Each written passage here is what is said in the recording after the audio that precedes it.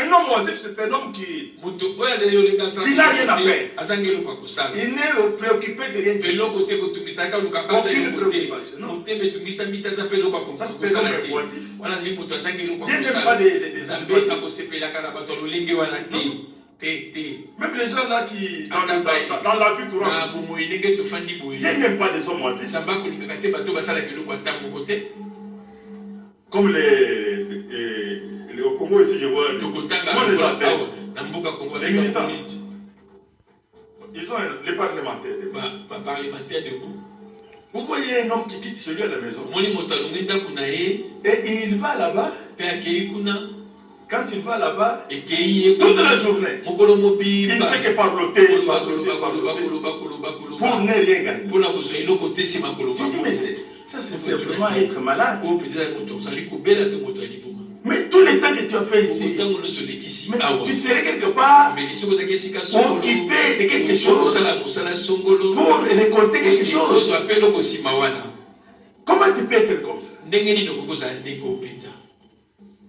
Vous savez que même parmi les enfants de Dieu, Paul donne un conseil pour les gens qui ne veulent pas travailler, pour quitter l'oisiveté. Il est là le même croisé, mais il attend manger. Mais l'Écriture dit, celui qui ne travaille pas, qui ne mange pas, disons amène à ça. Tu ne travailles pas, tu veux manger comment? C'est une fille de désordre.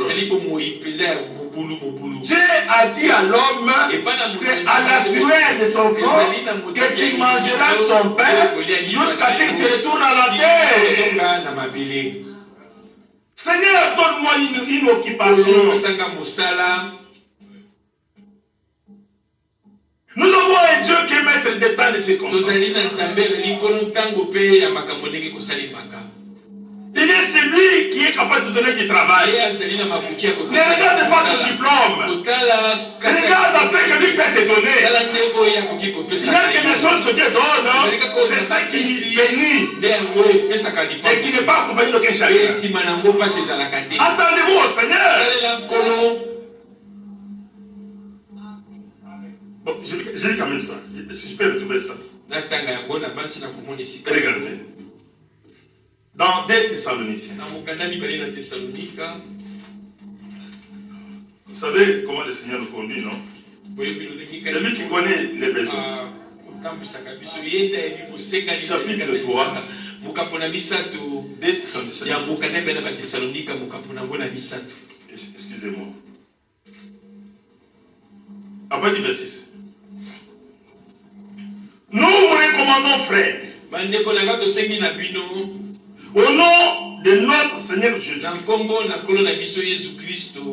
Ce passage que je vais lire ici, je désire le lire calmement.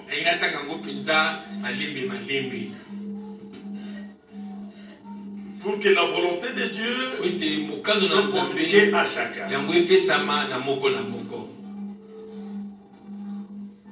Et que chacun comprenne qu'il y a un Dieu qui donne sans se repentir. Il faut que chacun comprenne que s'il peut être à genoux, il peut demander à Dieu, Dieu interviendra.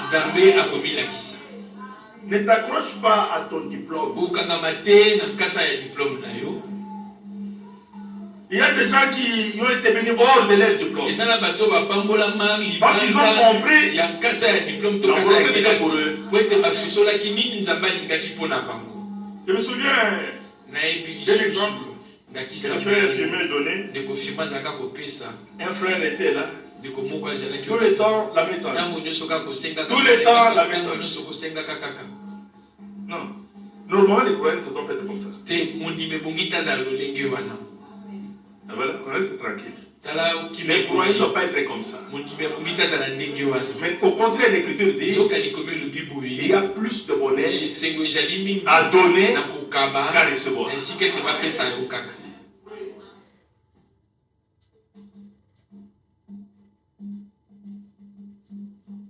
Un chrétien n'est pas un mendiant.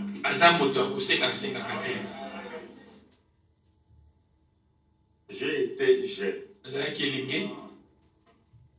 J'ai grandi. Où j'ai vieilli. Je n'ai jamais vu un juste abandonné. Qui est juste? C'est celui qui a la foi en Jésus.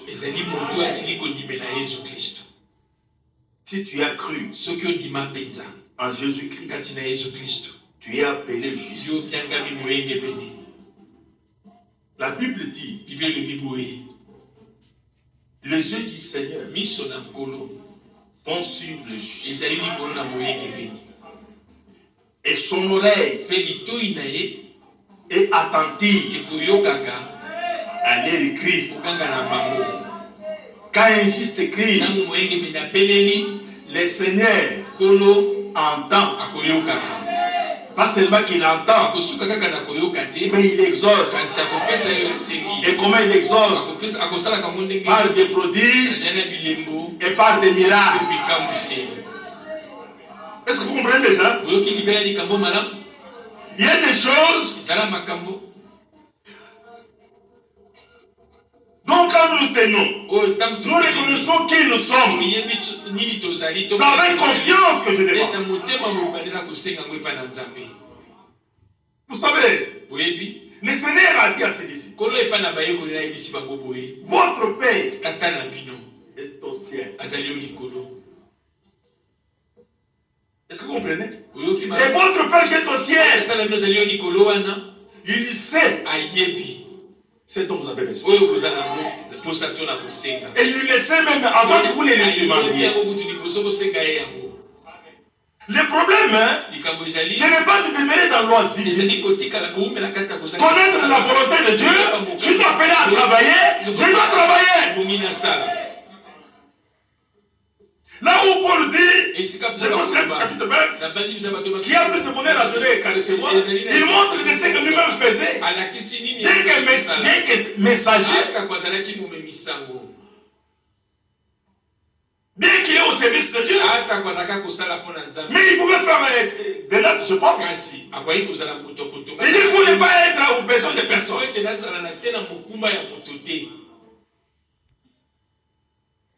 Un bill. C'est ça, non? Quand tu es journaliste, il y a une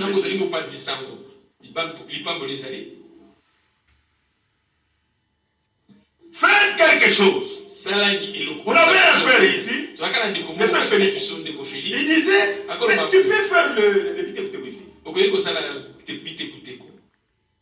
On avait des frères ici, des frères, des enfants d'une même famille.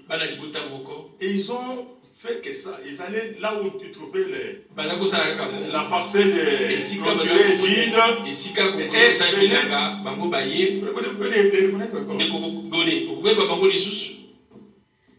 Ils sont allés vers Bukavu là-bas. Ils ont terminé les études universitaires avec ça. Cet homme de Dieu disait, soyez patron de vous-même. Il ne faut pas dépendre de quelqu'un. Vous savez que les gens de ce monde sont trop méchants. Ils exploitent votre intelligence. Tout ce que vous avez appris, il exploite. Et il bénéficie autant de milliers de milliers. Et à l'avant, ce sont des miettes qu'on donne comme salaire.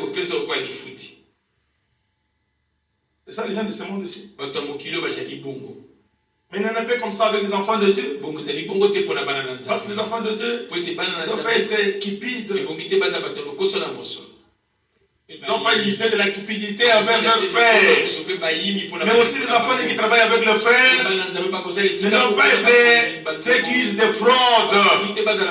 Soyez honnêtes et corrects.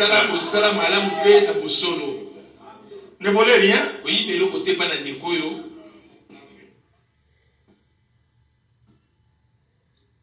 Que Dieu nous aide. Quand vous fraudez là, vous n'allez pas progresser. Tu seras toujours, tu vas tourner. Si tu es véritable enfant de Dieu, tu diras ton patron, tu lui diras, pardonne-moi, j'étais volé. S'il est enfant de Dieu, il va te parler. Et tu prendras la bonne marche. La parole de Dieu, nous la vivons partout. Le frère Firmin, il a vu un frère, tout le temps demandant. Sans que le frère lui ait demandé de travail. Le frère Firmin est allé, il a pris son argent, il a acheté un chariot. Le frère est licencié. Licencié en. Ajouté, il y a licencié en. Ils sont tellement un pléthore actuellement. Les licenciés. Et les gens veulent maintenant le master. Ne t'en fais pas. Ce n'est pas la licence. Ce n'est pas le master qui peut te donner ce qui est bon. C'est Dieu. C'est Dieu. La vraie bénédiction vient de lui. L'élévation vient de lui. Soyez souple. Que Dieu t'ouvre les yeux pour voir ce qu'il peut faire. Le frère est venu un jour, vous demandez comme d'habitude. Le frère Firmin dit, il est allé derrière, il a pris le chariot, bien fait là, et bien il lui donne. Commence à partir d'aujourd'hui, à Libongo, tu prends les... Et puis tu vas mettre des histoires, tu peux transporter, tu auras quelque chose chaque jour. Les frères se mettent à la tête. De quoi si mi moto? Frère Firmin. Qu'est-ce que... Comment il peut prendre? Lui a dit que le frère l'avait diminué jusqu'à un niveau plus bas.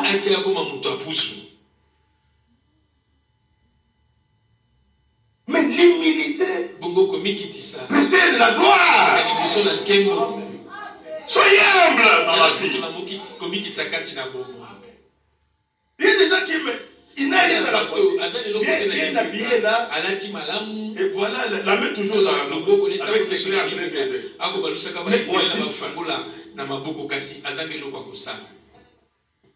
sans aucune préoccupation. C'est pas pourquoi je suis connu comme ça.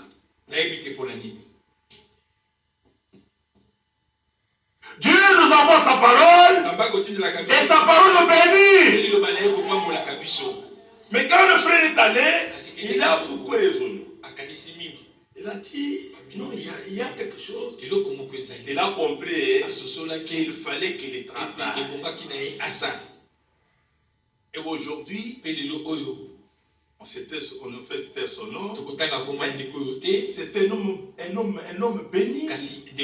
Matériellement, financièrement même.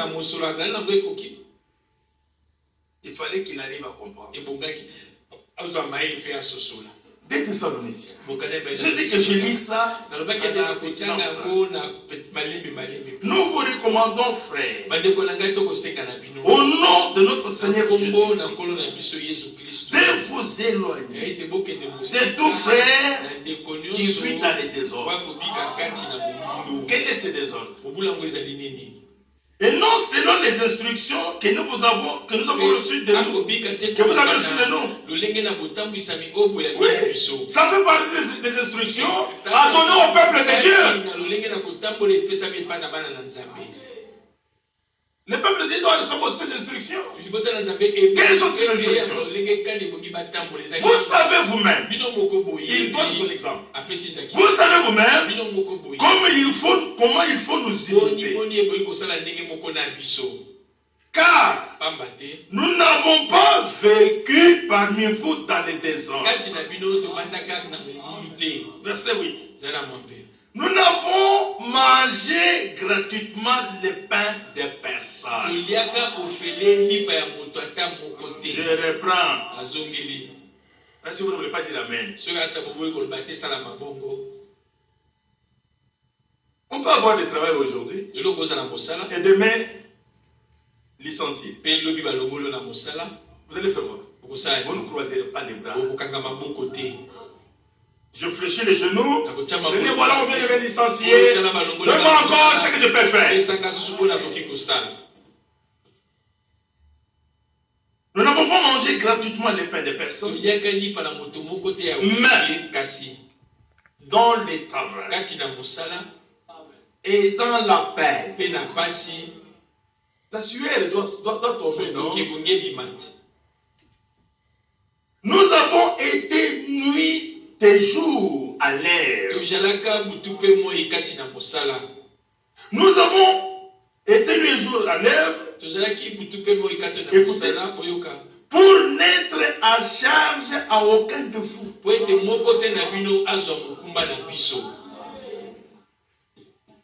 Pour ne pas être à charge de aucun de vous. Ce n'est pas que nous nissions les droits. Oui. Mais nous avons voulu vous donner à nous-mêmes un modèle à imiter. Est-ce que vous comprenez? Nous avons été un modèle à imiter. Moi, je n'aime jamais la médiocrité.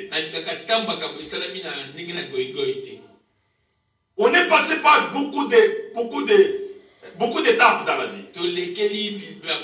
Des situations compliquées. Je disais à un frère ne le croyait pas. Des moments quand je me souviens, et je regarde ce que le Seigneur a fait, j'ai dit, sois loué. J'arrive à reconnaître que tout ça, il n'y a pas eu mes mérites. Il y a une action de Dieu dans moi qui a fait qu'il m'a rendu capable. Il m'a fortifié. Je me souviens des moments où je pouvais, pour venir me prêcher, les pantalons ici. Le soir, j'ai déjà nettoyé. Et vous savez, pour que ça puisse sécher le matin, je vais vraiment faire tout pour qu'il n'y ait plus de l'eau. Mais maintenant, je vais repasser ça comme ça. Je mets une étoffe au-dessus. Je repasse avec un grand feu là. Et après, je vais maintenant exposer. Pour que ça puisse maintenant sécher. Afin que je porte ça le matin. Et que je puisse venir à l'église. Je me souviens une fois, mes frères bien-aimés qui sont là. Avec les hommes de Dieu, ils ont dit, mais les gens, c'est toujours la même chemise. Et ils m'ont acheté des chemises. La solution de l'homme est tellement éphémère. La bonne solution est de la corde. Voilà pourquoi nous prions.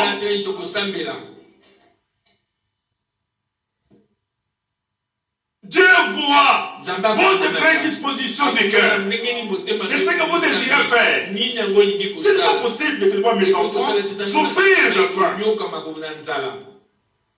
Ma femme souffre de faim. Je vais vous donner un exemple ici. Je ne sais pas pourquoi je suis en train d'en savoir. On va revenir là-haut. Les choses d'en haut. Je pouvais regarder ma femme. Je m'en vais en ville. Je suis en ville. Je vais devant les comptoirs là. J'avais un magasin qu'on appelait chez Yaya. Quand j'arrive devant ce magasin, je vois les gens en train d'acheter des habits pour les femmes. Les femmes pleines là-bas, en train d'acheter des habits, 3, 4. J'ai dit au Seigneur. Les gens me regardent comme si je veux acheter. Dans le cœur, je prie. Les enfants de Dieu prient partout. Même on peut parler avec mon système de prier. Et je prie. Seigneur, si tu me mets aussi quelque chose dans ma main ici, je le ferai aussi pour ma femme. Je prie, après je dis Amen dans mon cœur. Après je sors.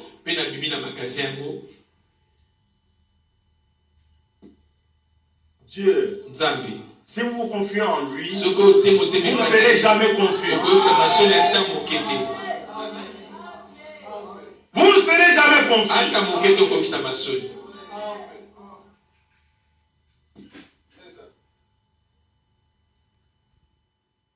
Il dit, lui-même était un modèle.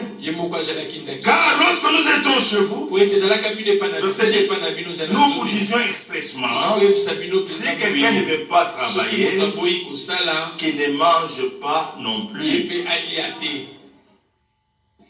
Nous apprenons cependant qu'il y en a parmi vous quelques-uns qui vivent dans les désordres, qui ne travaillent pas, mais qui s'occupent de futilité. Que Dieu nous aide de ne pas nous occuper de futilité. Nous avons écouté des choses, la sobriété, ce qui est nécessaire. Verset 12. Nous invitons ces gens-là et nous les exhortons par le Seigneur Jésus-Christ à manger leur propre pain en travaillant paisiblement. Verset 13. Pour vous, frères, ne vous lassez pas de faire le bien. Vous continuez à faire ce qui est bien. Oui, que ceux qui doivent continuer à donner. Mais ceux qui ne travaillent pas, apprennent à travailler avec leurs mains et manger leur propre pain d'une manière paisible. Que Dieu vous bénisse très richement.